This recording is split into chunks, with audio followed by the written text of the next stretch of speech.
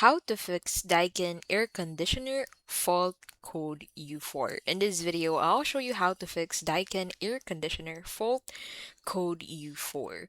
So the first thing you can do is to power cycle the system. So turn off the air conditioner and unplug it. Wait for 5 to 10 minutes and then plug it back in and restart. This can reset minor communication glitches. Now, second thing you can do is to inspect wiring connections. So check the wiring between the indoor and the outdoor units and look for loose or disconnected wires, crossed or incorrectly connected terminals, damaged cables or corrosion, and ensure all connections follow Daikin specifications. Third thing you can do is to check for electrical interference. Nearby devices or faulty grounding can disrupt communication. Make sure the AC is properly grounded and not sharing circuits with high power appliances. Next is to examine the PCBs, also known as printed circuit boards.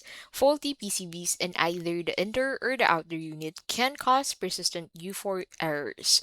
Look for burn marks, damaged components, or signs of moisture.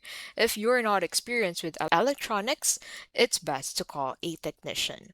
And that is how you can basically fix Daikin air conditioner fault code U4.